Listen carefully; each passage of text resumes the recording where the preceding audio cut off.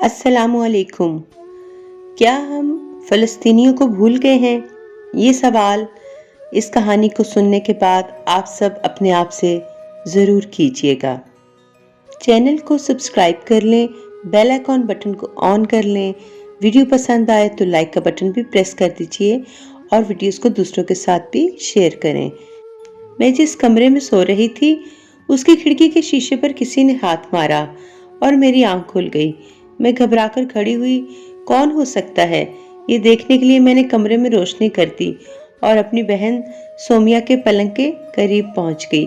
उसने कांपती हुई आवाज में कुछ कहा, मगर फौरी तौर पर मेरी समझ में वो बात ना आ सकी। कुछ देर बाद जब मेरे हवास बहाल हुए तो मामले की तह को पहुंच गई। मैंने फैसला कर लिया, अब जल्द से जल्द यहाँ से निकल भागना चाहिए। मैंने जल्दी जल्दी कपड़े बदलना शुरू किए। कपड़े तब्दील करते करते मैंने बड़ी हसरत से चारों तरफ एक आखिरी नजर डाली, घर की हर उस चीज पर जो बचपन ही से मुझे बहुत पसंद थी। इन सब चीजों से मुझे प्यार था। इन चीजों को मैं आज तक बड़े जतन से संभाल संभाल कर रखती आई थी। ये सारी चीजें मेरे जिस्म और मेरी शख्सियत का एक हिस्सा बन गई थीं। एक एक चीज मेरी अपनी थी, लेकिन इस वक्त सिर्फ एक कंबल और एक तकिए के सिवा मैं हर चीज जूं की तूं छोड़कर भाग रही थी। मुझे यूं लग रहा था जैसे मेरे मुंह से चीख निकल जाएगी। सायरन की आवाज, गोलियों की ठाएं ठाएं और दूर कहीं बरसते हुए बम्बों की गड़गड़ाहट साफ तौर पर मेरी समाज से टकरा रही थी। यहाँ से भाग जाने के सिवा कोई चारा न था, इसलिए मैंने भागते भागते भी कुरान शरीफ को उठाकर अपने हाथों में थाम लिया, क्योंकि मेरी माँ की ये आखिरी निशानी थी। कुरान शरीफ को मैंने अपने पाक स्कार्फ में लपेटा और बत्ती बुझाकर घर से बाहर निकल आई।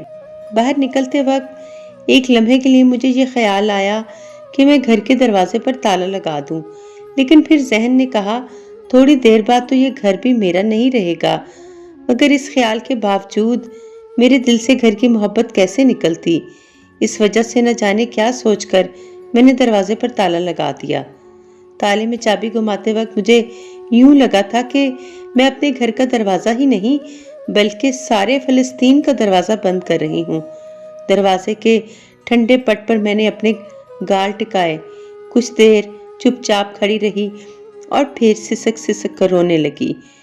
फिर अचानक मुझे किसी के कदमों की हल्की हल्की आवाज ने चौंका दिया। मैंने पलटकर देखा तो नन्हा अदरीस मेरे पीछे आकर खड़ा हो गया था। उसकी छोटी छोटी मासूम आंखों में उलझन और परेशानी की लकीरें साफ दिखाई दे रही थीं। थोड़ी देर तक तो मैं कुछ बोल ही न सकी। मैंने धीरे से उसे गोद में उठा लिया और उसका मुंह चूमती रही। उसे सीने से लगाते वक्त मुझे यूं महसूस हुआ जैसे जब तक हम एक और मुत्हिद हैं, इस वक्त तक घर में छोड़ी हुई चीजों की कोई अहमियत नहीं है। इत्तेहाद ही सबसे बड़ी दौलत है। मैंने नन्हे अदरीस के मासूम चेहरे पर एक नजर डाली। उस बेचारे को क्या खबर कि उसे किस अंधेरे मुस्तकबिल की तरफ धकेला जा रहा है। बाहर अंधेरे में लोग हमारे ही मुंतजर थे। सब लोग अपना सब कुछ छोड़कर निकल आए थे।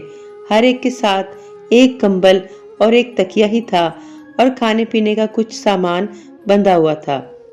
इसके अलावा मेरे दोनों नन्हे मुन्ने भतीजों के कपड़ों का एक बंडल भी हमरा था। हर कोई अपनी अपनी चीजें उठाए आगे बढ़े। मेरे अब्बा जान चारों तरफ निगाहें डालकर धीमी आवाज में बोले और मैं बाबा, अदरीस अपनी तोतली जुबान में बोला। फिर वो भी दूसरों की तरह कोई ना कोई चीज अपने हाथ में उठाने की जिद करने लगा। अदरीस की माँ ने उसे बहुत समझाया कि जिस पतली छड़ी से वो घोड़ा घोड़ा खेलता है उसी छड़ी को हाथ में लेकर चले, लेकिन वो ना माना। कुछ नहीं तो दूध की बोतल हाथ में उठाकर उसने चलने की जिद की। बोतल तुम्हें नहीं मिलेगी, अदरीस की माँ ने कहा। वो अगर टूट गई तो शीशे तुम्हारी हथेली में चुभ जाएंगे। यही नहीं बल्कि तुम्हारी बहन अस्मा दूध के बगैर भूखी रहेगी। अदरीस फिर भी अपनी जिद पर अड़ा रहा। जब उसकी बात नहीं मानी गई तो वो रोने लगा। ये देखकर मेरे बाबा उसके करीब आ गए। अरे ये क्या, बहादुर बच्चे भी कहीं रोते हैं? ये कहकर अब्बा जान ने उसे अपनी गोद में उठा लिया। इसके बावजूद भी नन्हे अदरीस ने अपनी जिद नहीं छोड़ी। वो अस्मा की दूध की बोतल के पीछे पड़ गया था। मजबूरन ये फैसला किया गया कि दूध की बोतल उसे दे दी जाए। इस सारे हंगामे में मेरे मस्त मौला मगर बहादुर भाई कमाल के जब्त का पैमाना छलक रहा था। उसे बस्ती की हिफाजत के लिए दूसरे फलस्तीनी जवानों के साथ इसी जगह ठहरना था। उसने हम सबको हुक्म देते हुए कहा, अब तुम लोग आगे बढ़ो, खुदा हाफिज। हर कोई अपनी अपनी जगह कश्मकश में खड़ा था, किसी के भी कदम नहीं उठ रहे थे। ये देखकर वो पहले से ज्यादा ऊंची और भारी आवाज में बोला, मैं कहता हूं ना कि तुम सब लोग अपने अपने घरों को फिर वापस आओगे, अपनी सरजमीन पर और अपने घरों में। हम यहाँ किसी को भी दाखिल होने नहीं देंगे, यहूदी तो क्या, दुनिया की कोई ताकत भी। इतनी देर में सोमिया भी मकान की दूसरी तरफ से किताबों का बंडल हाथ में लेकर नीचे आ गई और भराई हुई आवाज में बोली, मैं अपनी किताबों को नहीं छोड़ सकती। ये वक्त ऐसी बातों पर बहस करने का नहीं था, इसलिए मैंने अपना हाथ उसकी तरफ बढ़ा दिया ताकि हम जल्द से जल्द यहाँ से निकल जाएं। अब वक्त बर्बाद करने की जरूरत नहीं है, मैंने कहा और चारों तरफ चौकन्ना निगाहों से देखती हुई बोली, वो लोग आ रहे हैं, उनकी आवाजें साफ सुनाई दे रही हैं। रात बहुत तारीक थी, हर तरफ अंधेरे का राज था, लेकिन हम चल पड़े।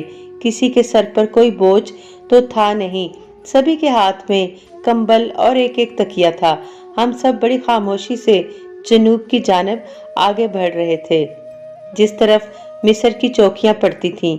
चलते चलते हम सबके सब थकन से चूर हो गए। हमें अपने पांव भारी भारी से लग रहे थे और हम सबके दिलों पर भारी बोझ सा आ पड़ा था। न जाने क्यों हमें अंदर ही अंदर यूं लग रहा था कि जैसे ये जमीन हमारी जमीन नहीं है। नजरें नीची, टूटी हुई कमर और लड़खड़ाते कदमों से हम न चाहते हुए भी आगे बढ़ रहे थे। हमें यूं महसूस हो रहा था कि जैसे दुनिया के इन तमाम इंसानों का बोझ हम पर आ पड़ा है, जिन्हें हजारों साल से बेघर बनाया जा रहा है। चारों तरफ से हमें इन बेघर इंसानों की आवाजें से सुनाई दे रही थीं। हमारे साथ हमारे अड़ोसी पड़ोसी भी अपना घर बार छोड़कर निकल पड़े थे। हर खानदान ने अपने साथ एक लालटेन ले ली थी ताकि सफर के दौरान में अंधेरे का एहसास मिट जाए। रात के अंधेरे में हम चुपचाप एक वीरान और सुनसान सी जगह से गुजर रहे थे कि अचानक मेरी छोटी बहन हुदा की एक भयानक चीख से हम सब चौंक उठे। आग के गोले ने हमारी आंखें चुदिया दी। यकायक एक भयानक धमाका हुआ और आग का एक फव्वारा जैसे आसमान की तरफ लपका। हमें अपने चेहरे पर जलन सी महसूस हुई। क्या हो रहा है और क्या होने वाला है, ये बात हमारी समझ में न आने से पहले ही अदरीस चीख उठा, माँ। उसकी चीख सुनकर हम सब पागलों की तरह दौड़ पड़े और जल्दी जल्दी उसके कपड़ों में लगी हुई आग को बुझाने लगे। अब्बा जान ने आगे बढ़कर फौरन ही उसे अपनी गोद में उठा लिया। अदरीस रोते रोते बेहोश हो गया था। वो आग में इस तरह झुलस गया था कि उसे देखकर यही लगता था कि इसका बचना अब मुश्किल है। अभी हम अदरीस को देख ही रहे थे कि यकायक सोमिया चीख उठी। वो दाहिनी तरफ, हम सब ने देखा दाहिनी तरफ आग का एक और गोला आकर गिरा था। हम सब बड़ी तेजी से भागे। अब्बा जान अपने बूढ़े हाथों में अदरीस को उठाए हुए थे। वो इस हमले का पहला शिकार था, जंग के मैदान में काम आ जाने वाला हमारा पहला सिपाही। भागते भागते हम सब एक पहाड़ी पर पहुंच गए। पहाड़ी पर पहुंचने के बाद हमें एहसास हुआ कि हम यहाँ ज्यादा महफूज रह सकते हैं। इस वक्त हमें सबसे ज्यादा फिक्र नन्हे अदरीस की थी। उसकी हालत जानने के लिए हम सब अब्बा जान को घेर कर खड़े हो गए। अब्बा जान की गोद में अदरीस अपनी जिंदगी के आखिरी सांस ले रहा था। अब उसकी दोनों मासूम आंखें खुली हुई थीं। रुखसार से आंसुओं के कतरे लुढ़क रहे थे। वो कुछ कहना चाहता था, शायद इसीलिए उसके पतले पतले होंठ आहिस्ता आहिस्ता फड़क रहे थे, लेकिन उसके गले से आवाज ही नहीं निकल रही थी। उसकी नजर चारों तरफ घूमते घूमते आखिर अपनी माँ पर पड़ी तो हाजरा कांपती हुई आवाज में बोली, कुछ कहने की तकलीफ न कर मेरे लाल। इतना कहकर ही उसका गला रुंध गया और वो धाड़े मार मार कर रोने लगी। अदरीस अब्बा जान की गोद में उछला और बड़ी मुश्किल से अपने दोनों झुलसे हुए हाथ आगे बढ़ाए। फिर अचानक वो सब लोगों को हैरत ज़दा करते हुए बोला, देखो माँ, मैंने ये बोतल तोड़ी नहीं है اس کے ہاتھ میں ننھی اسما کی دودھ کی بوتل دبی ہوئی تھی۔ اس کے ساتھ ہی اسے ایک جھٹکا لگا اور اس کی گردن ایک طرف ڈھلک گئی۔